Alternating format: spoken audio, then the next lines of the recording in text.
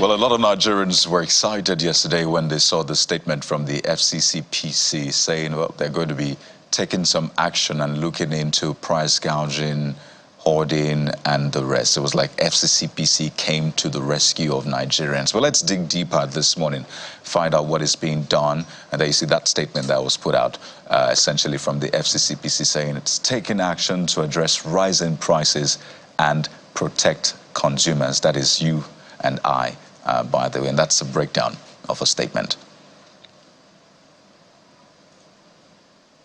So let's dig deeper, shall we, and speak to the man who's, well, leading the FCCPC in that mission. Will it be mission possible or mission impossible? How far have they gone? We're joined on the program by Dr. Adamu Abdullahi, who is the acting Executive Vice Chairman and Chief Executive Officer of the FCCPC. Just so you know, the FCCPC is Federal Competition and Consumer Protection Commission. Good morning. Welcome to the Morning Brief. Good morning, Kayode. My pleasure always. Absolutely. And let me reassure you that this is mission possible. So let's get into your plan, your mission plan, really, and how far you have gone. Because this is a reality right there in the markets. People are saying, let's talk about the price of beans, price of rice, beverages, vegetable oil, and the rest. What have you found out, and how far have you gone?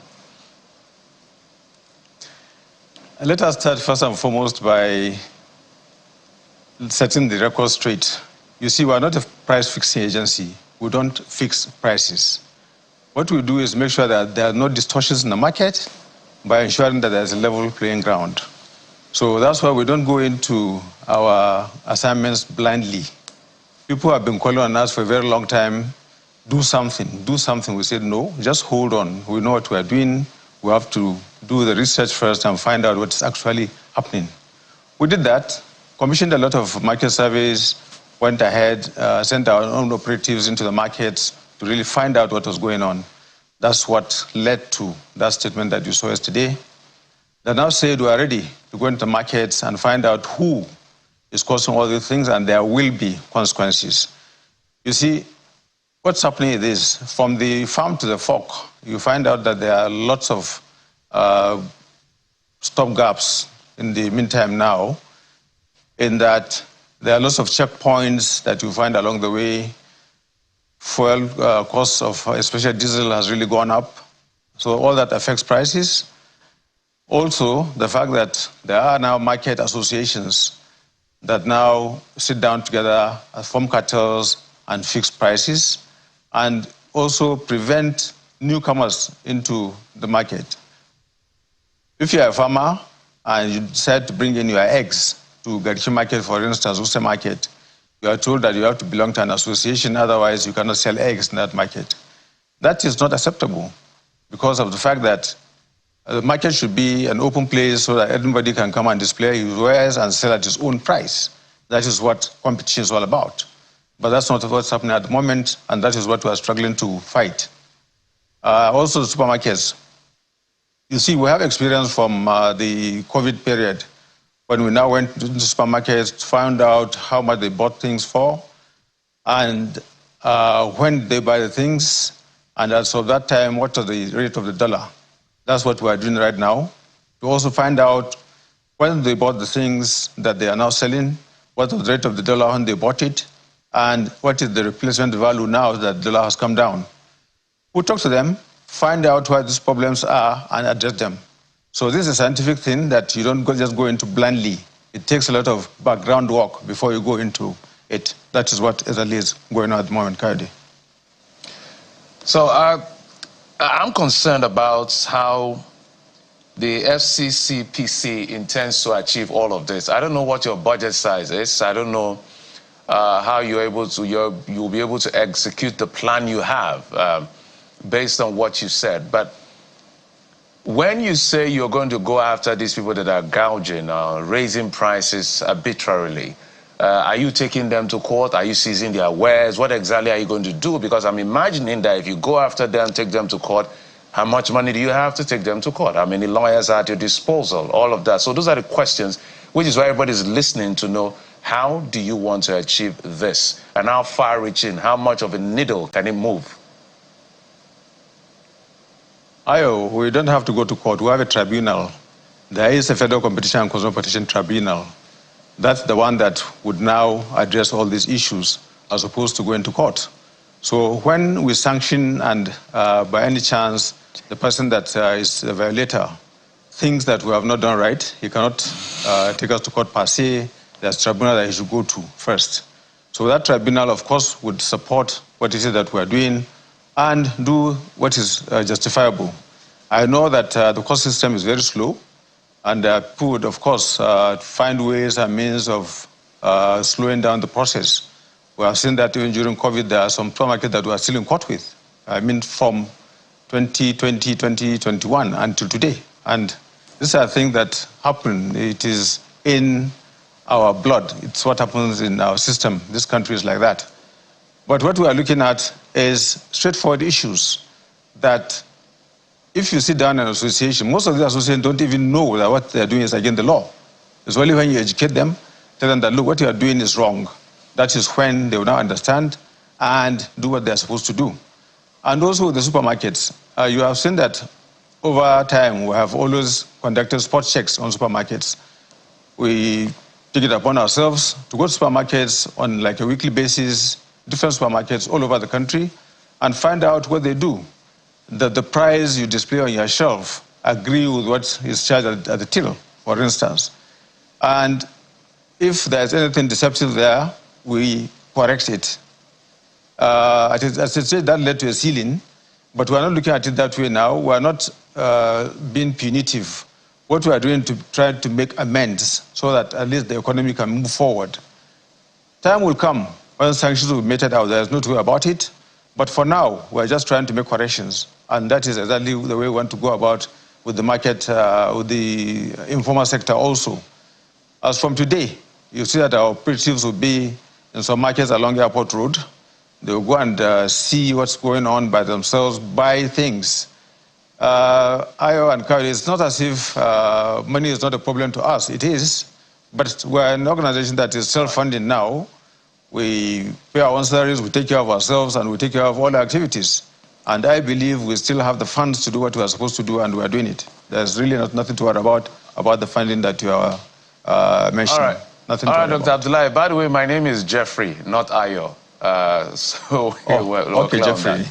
Sorry for the mix-up. I was made to understand that the two anchors are Kayode and Ayo, but Jeffrey is Jeffrey. Jeffrey, I mean, not a thank problem, you. absolutely. I'm concerned about how much of a needle this will move. You've been mentioning supermarket and suppliers. The greater percentage of Nigerians don't shop at supermarkets. It's the open market. What are you going to do about the open market? Yeah. That's the informal market, that's the informal sector that I was mentioning.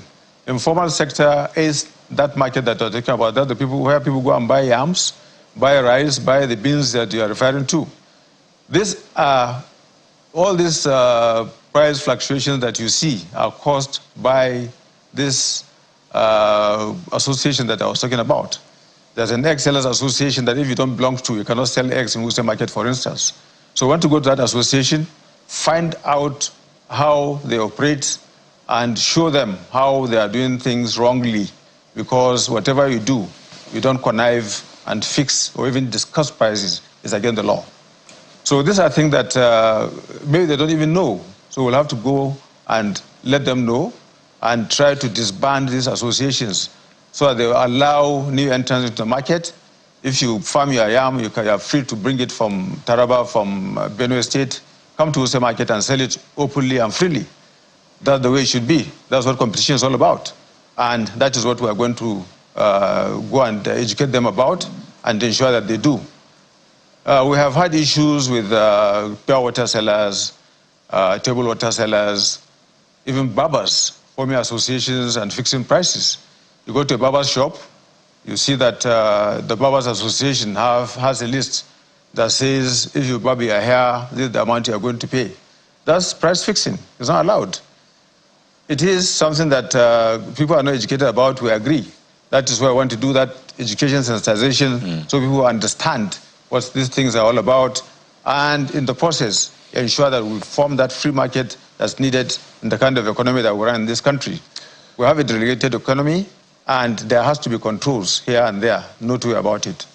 So Nigerians are watching right now, and they're literally hanging on to every word you're saying. As I said yesterday, when they saw that statement, there was a lot of jubilation. Finally, someone is coming to our rescue. So a lot of them will finish the show today, and they will head straight to the market. Maybe some of them have quoted you, and they will go to the market woman or the market man and say, FCCPC, I'm sure they have come here and they have told you to stop raising your prices and the rest. And I know you are doing some work across the country.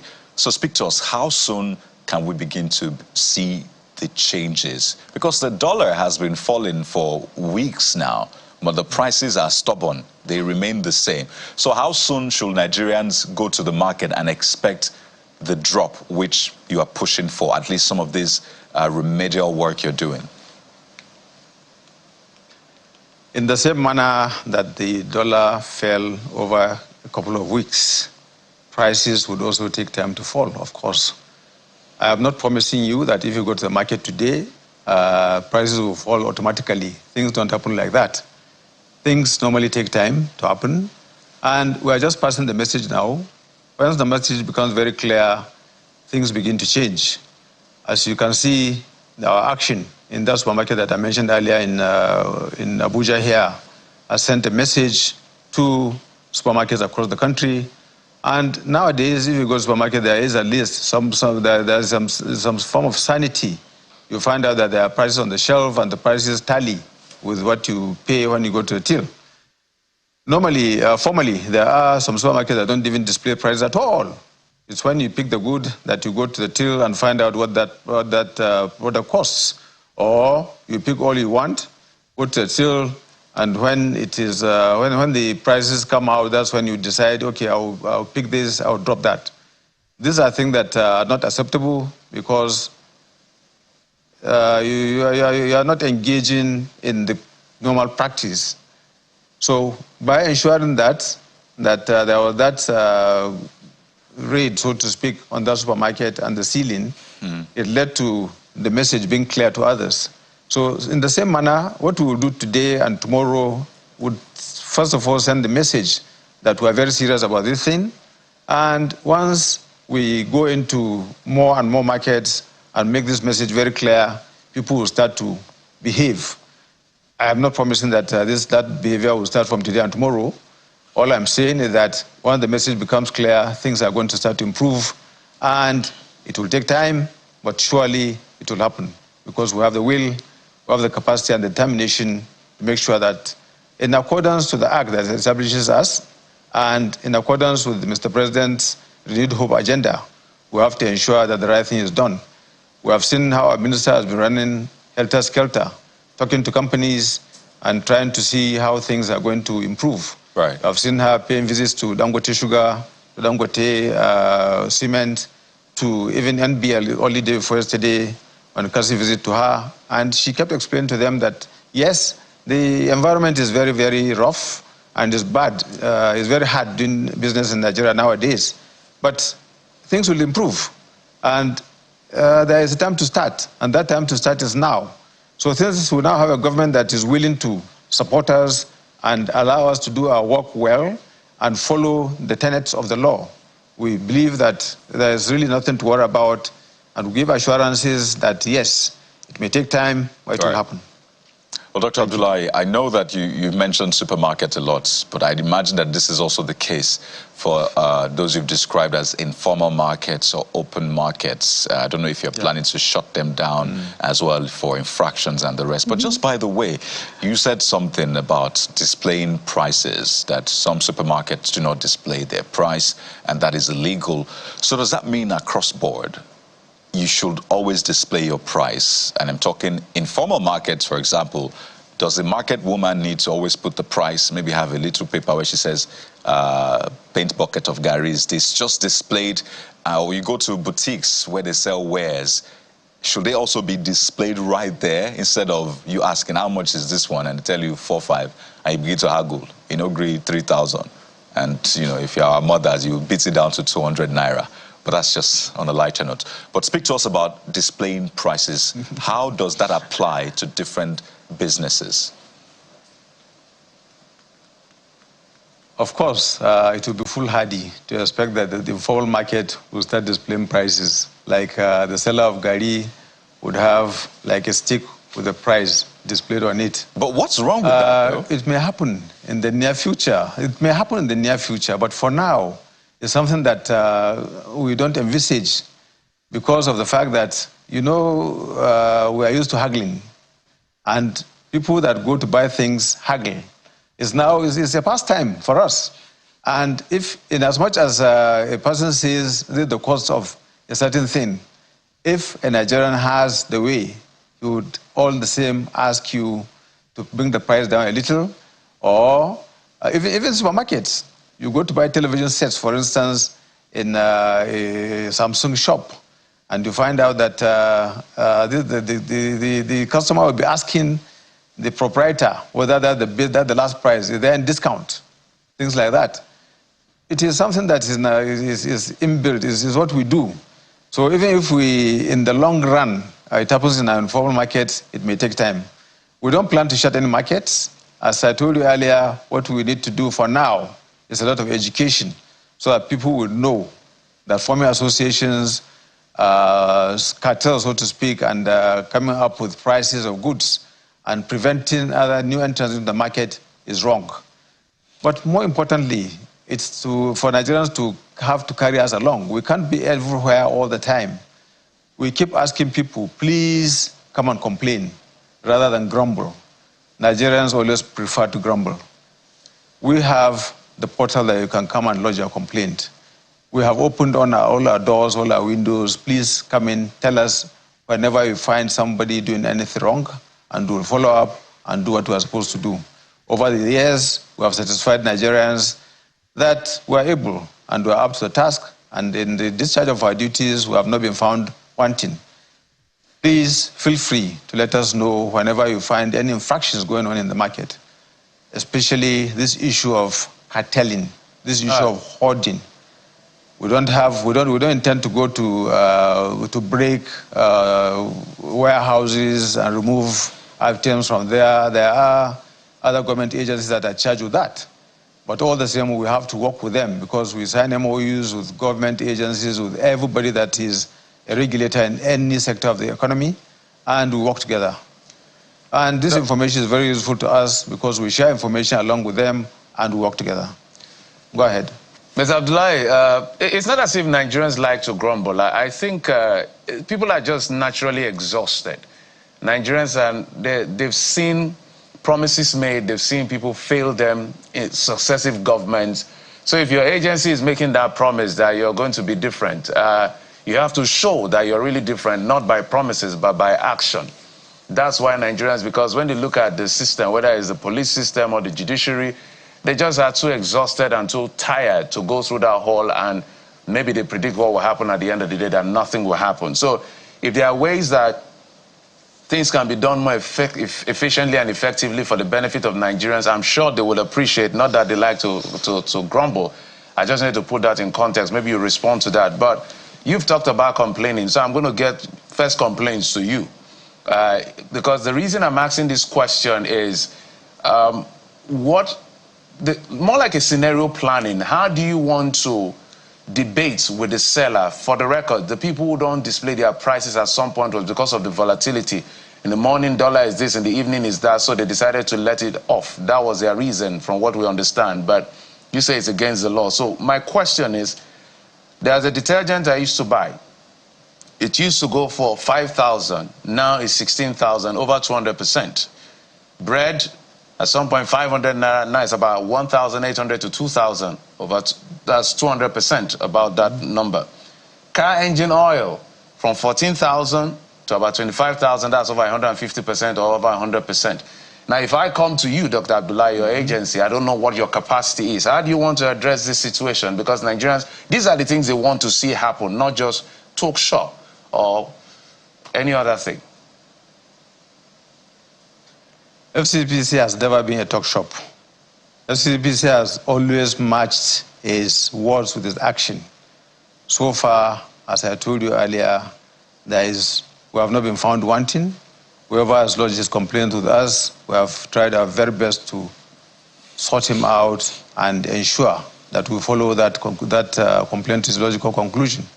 And we have a lot of satisfied people to attest to that. But more importantly, all the issues that you have raised, as I told you earlier, this is a scientific sort of thing that we have to go through. We have the experience from the COVID period when we went into supermarkets, we went into manufacturing companies to find out on the day that this product came into your supermarket or your warehouse, it was bought at so and so amount of money, and the dollar rate was then so and so. Therefore, now that you have sold all that stock, or you want to restock, the dollar has come down, so your replacement value is going to be much lower. How come the price is still reading high and it's not coming down? So these are the questions that we now ask. This is a scientific way of proving that what they are doing is wrong. And once you can convince them and they know that you know what you are doing, I assure you that they tend to behave well. Right. And that's what we have decided to do, and we have started even today. This morning, I have like 3 teams that are going to different supermarkets here in Abuja, some in Lagos, some in Port Harcourt, to go and start this issue that I'm talking about. Right. The informal sector, as I said, will go after the associations. That is how to go about the informal sector, the open market, as you mentioned. Right. We are not going to seal any market. We are not going to seal any supermarket. We are just going to do the scientific work and find out what is actually happening so that we make sure prices come down. I know you mentioned collaboration with other government agencies and the rest, and there are also maybe pointers we can provide for state governments partnering with local governments as well, because what you find out is in those open markets or informal markets, as you put them, you have touts, you have multi-tax collectors, and they are the ones that also contribute to the high cost of those goods, those items, because the seller has to sort the tout, has to sort all of those multiple taxes, and naturally the person will pass the cost on to the buyer. So I do hope that you are factoring in all of that in those real scenarios so that we'll tackle the issues right where they are. But I'd like you to also speak to this quickly as we wind down. There's been a lot of talk around the telcos possibly planning to increase prices. I don't know if you have gotten any proposal to that effect, if it is on your table, because I know you're always in the mix when it comes to things like this. And naturally, Nigerians would perhaps say wrong timing. But the telcos are saying the operating conditions are really tough. So what is the appropriate way to go about this, at least from your end? Let me start from the add-ons that people have to pay for. This multiple taxation that you mentioned, the local government taxes that people have to pay, the tout that you have to pay in the markets. We didn't, and we're not coming to this thing blindly. That's why I told you we did a lot of market surveys first, and we have a lot of consultants that conducted this market surveys for us. So all these issues you have raised are issues that we are aware of, and we have already on record. So we are going into this thing as an informed agency. We're not going into it blindly. That is one. Issue of telcos increasing prices, I am not aware. I've not heard anything about that so far. In fact, you are the one who is mentioning it to me for the very first time, because of the basic fact that telcos are under the purview of the Nigerian Communications Commission, as you are aware, NCC. Yes, we partner with the NCC. Yes, we even have an MOU with them, and we work together. I'm very positive that if anything like that is going to happen, it's something that the telcos have to come to the NCC and prove to them that their operating costs have risen to the extent that they cannot operate without this raise in the prices. It has happened in electricity, as we have seen. But when one of the discos didn't do the right thing, you saw how NERC came out and did what they did. And you saw we supported NRC in doing what it was doing, or in what it did. If by any chance the NCC comes to us with such a proposal and a convincing argument, I don't think we have a choice or the decision of telling a service provider how much to charge for his product. Because as I started initially from day one on this program, we don't control prices.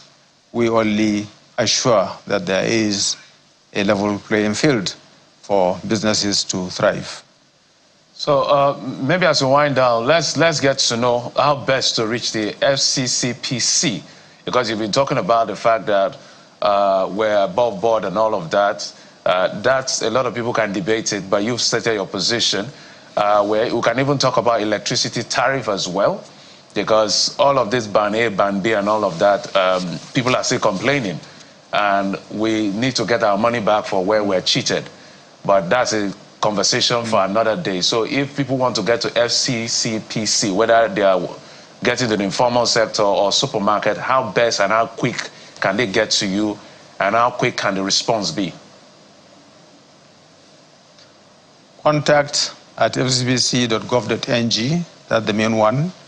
But we even have an app that you can go to either Google or App Store and download and lodge a complaint. You can go to our website, www.fccpc.gov.ng, and there is a provision there for you to lodge a complaint. And there's a complaint form that you can fill, and we get into action immediately. You get an automatic response, and the system automatically sends that complaint to the sector over which or in which the complaint is lodged.